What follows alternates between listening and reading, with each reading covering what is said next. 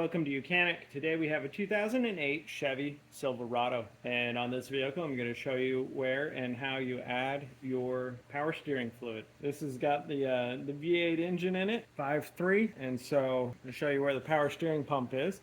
So down here we have the power steering pump, the pulley, and then we have the fluid reservoir for our power steering. And we are on the left hand side of the vehicle, and so here's our fluid reservoir here. Being able to twist this cap off, we have indicators here on the dipstick itself and telling us the hot full and then the cold full, whether you need to add any. And so you clean that off, put it back in, and then pull it back out and see where you're at, and then add your fluid if you need to add any fluid.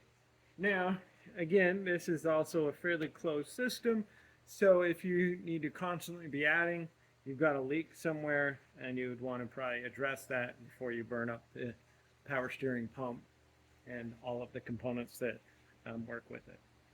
So that's where you add. Check and add your power steering fluid on your Chevy Silverado of a 2008 with the 5.3 engine in it. Thanks for watching Mechanic, where you can be the mechanic.